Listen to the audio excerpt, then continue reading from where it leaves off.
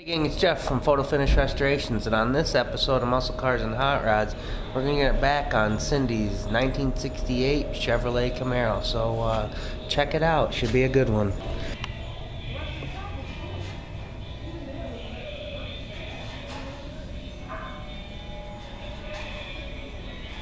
Okay, we're back on Cindy's Camaro, and let's see, if memory serves me correctly, we painted this thing probably sometime around January.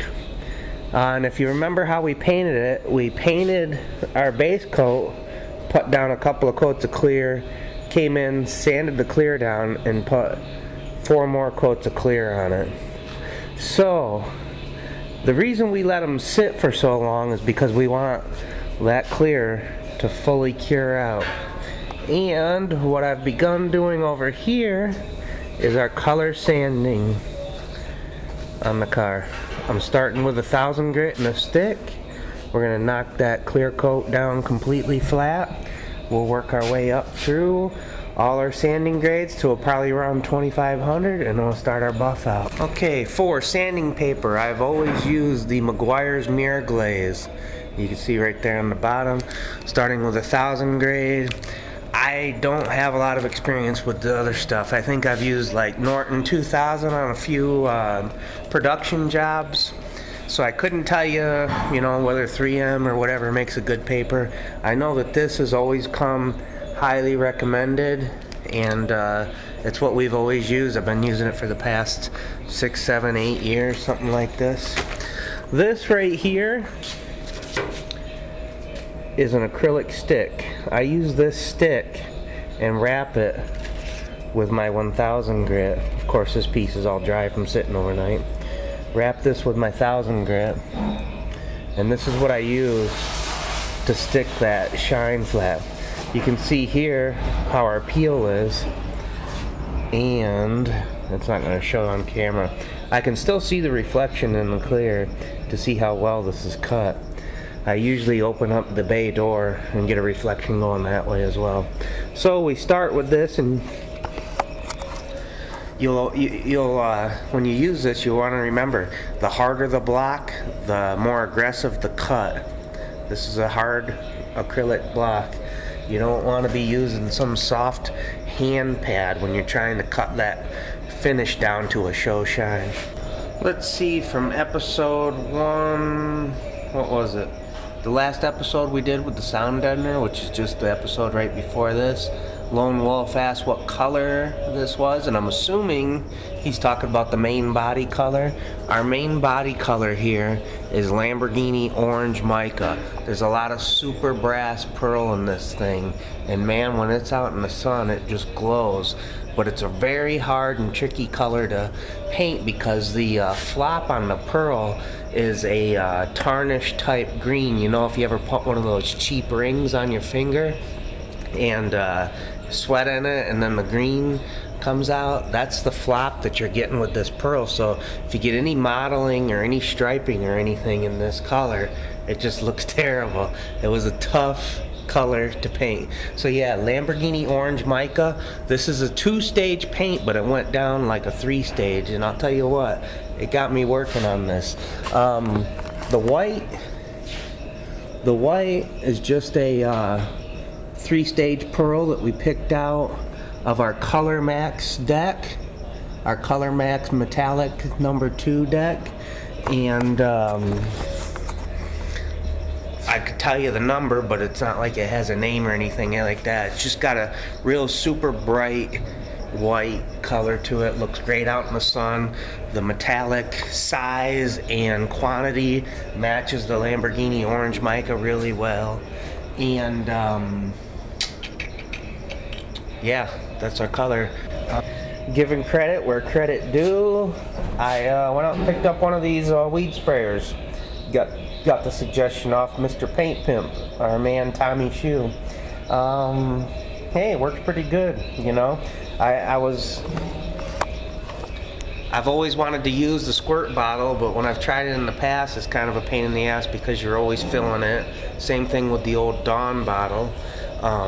You're always filling it, so I always resorted to the bucket. And I would use the bucket and the towel I've always had good results with it, but you know, always the number one concern is picking up a piece of dirt, getting it on the surface, and having issues like that. So the weed sprayer is nice because it's got a 2-gallon capacity and works pretty good. It's a little bit slower. You'll notice that I'm using it in conjunction with the bucket. I'm not just using it alone, but it's nice because I can just spray down the whole panel and rinse off the residue. Any pieces of dirt that I might knock out of the clear coat will come down off. And let's see, what else? I don't have to hold the big cumbersome hose, so that works pretty good. So you can see I got started color sanding and I was being careful and everything, but really the first thing to do when you're starting this process is to tape off the whole vehicle. This is a very messy process, and the cleaner you keep it, the better the job. So we're going to tape off all our openings, make sure none of our sanding residue gets down to where we don't want it, or at least try to minimize it. Having this lift, if you can get yourself one, the Chief frame bench is sweet. I use this in all aspects of muscle car building. I'll take one of these over our rotisserie any day. And then if for anything I got to do up underneath, I'll put up on the actual lift. This bench right here has helped out and it makes life easy. I'm very spoiled to have this. We can lift it up, we could sand down. Normally on a show car we got to sand all the way down to the pinch weld on the bottom, but this being a rally sport, it's going black from here down, and I don't have to sand down from here because we're using, even though it's a 68 Camaro, we're using the 67 Rally Sport trim, so we don't have to sand down in here and buff, so we only have to buff down to here on this car. Okay, we've been soaking our paper in water, getting it nice and soft. They call for like 20 minutes. Our car is all masked off so that we're not getting sanding residue all over the place. We're keeping it clean. We've got our sanding stick wrapped with our 1000, and I like to sand all the way to the edges. Of course I do it slowly, so I get my main field and then I'll go ahead and sand all the way to my edges with 1000. Some people skip over getting to those details, but what I noticed was happening is you're seeing a nice crisp reflection of, let's say, the fluorescent, but then you get over to the edge and you can see a little bit of peel. So I don't know, I've been going to the edges, making it nice. Sprayer's working good. You'll hear the radio going in the painter shop. You know, that's his thing, that's what he goes on doing. But I myself, I don't really listen to the radio. I'm listening for sand getting trapped between the surface of the clear and my sanding paper. As soon as I hear something, I rinse the whole area down, get that, did I say sand? I mean dirt, any contaminant. As soon as I get that out of the way, I'm back to sanding. I don't want to go digging deep grooves into my clear coat that I'm going to have to try and either buff out or risk going through my clear. Just trying to keep it clean as I go.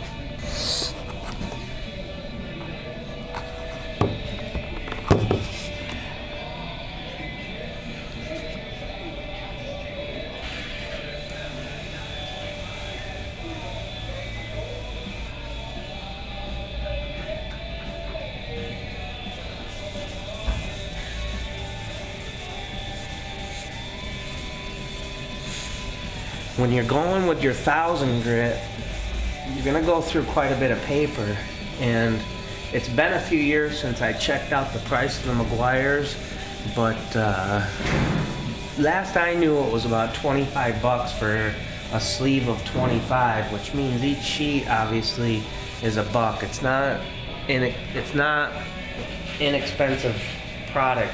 Use it efficiently, but your 1000 you're gonna end up going through quite a bit. Like, let's say on this roof panel, I'll probably end up going through 3-4 sheets pretty easily because you're breaking through that texture of the clear coat that was left in it by the spray gun.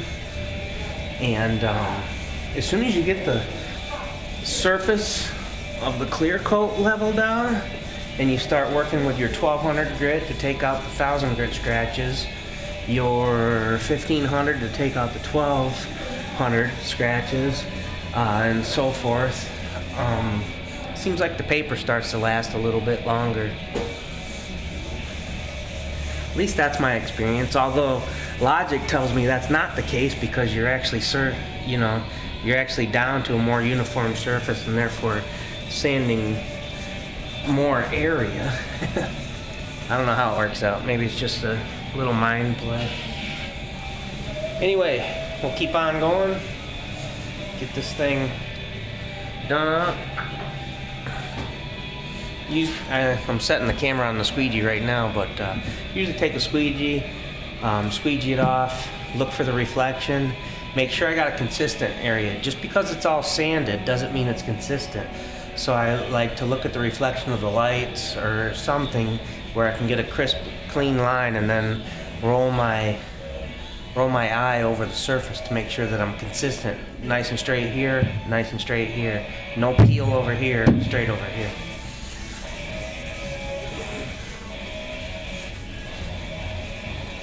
I always hate the fact that these videos go towards an instructional tone, because I know that most of the people who watch this are just kind of sharing in the experience, and they do this stuff themselves. So I wish I was better able to keep focus and just, you know, like I said, sharing the experience and not try and turn these into instructional videos, but I don't know. I guess that's my natural way. Obviously, we're unscripted.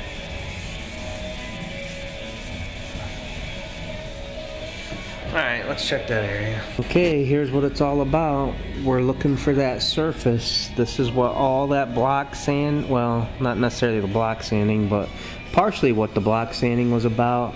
This is what all the color sanding is about, and buffing and whatever. We're looking for that nice flat surface. You can see how we went from orange peel,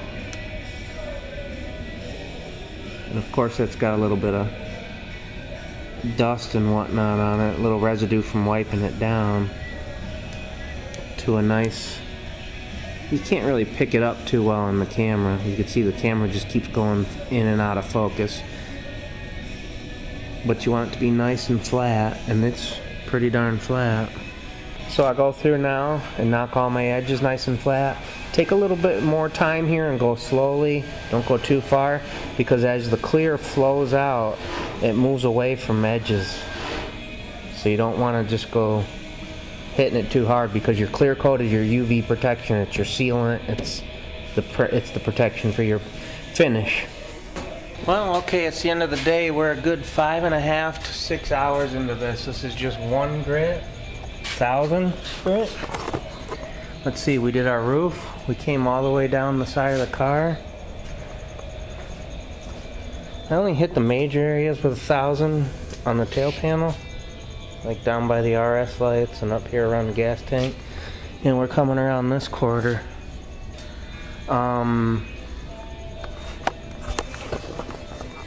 So let's see, that kind of gives you a scope about what kind of time goes into doing these show finishes.